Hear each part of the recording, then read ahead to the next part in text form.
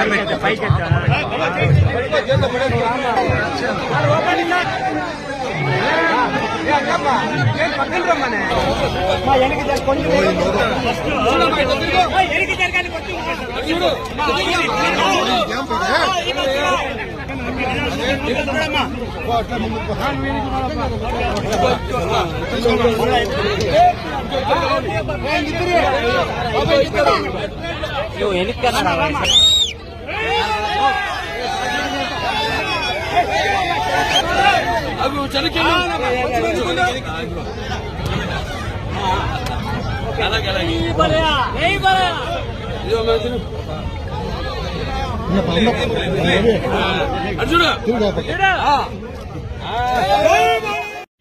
ఇవాళ మరి చూస్తున్నాం వాళ్ళు చేసిన పాపాన్ని ఇవాళ ప్రజలు తగిన శాస్తి చెప్పారు. ఇవాళ ఎన్నికల్లో ఇవాళ మీ అందరికీ నా శిరస్సు మంచి ధన్యవాదాలు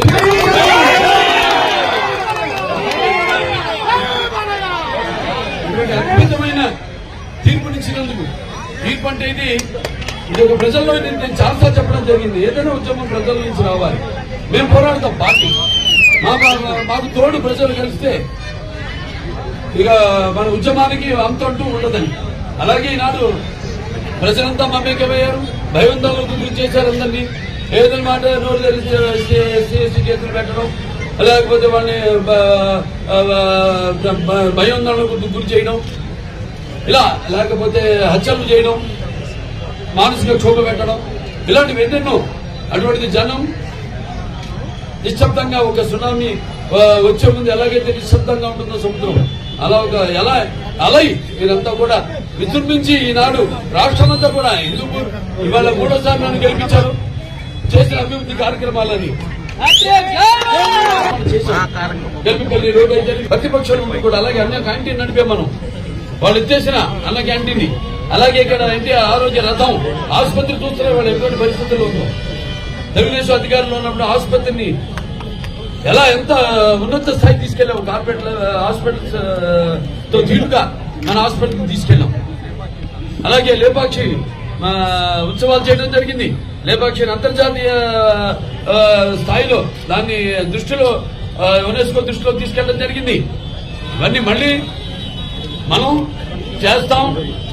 అభివృద్ధి, సంక్షేమం రెండు కూడా ఏమేమైతే మనం ప్రతి పండుగలకి మనంతా కలిసి ఎలా అయితే ఈ రంజాన్కి రంజాన్ తోఫా అయితేనేమి, సంక్రాంతికి కానుక అయితేనేమి, అలాగే క్రిస్మస్ కి గిఫ్ట్లు అయితేనేమి, ఇవన్నీ నాడు ఎంత మన ఆర్థిక సంక్షోభంలో కూడా ఇవ్వడం జరిగింది. అలాగే ముఖ్యంగా నేను ఏ దేశానికైనా సరే చెప్పేది, దానికి మూల స్తంభాలు విద్య, వైద్యం, అలాగే ఈ రవాణా సంస్థ కూడా, అది కూడా చాలా ముఖ్యం.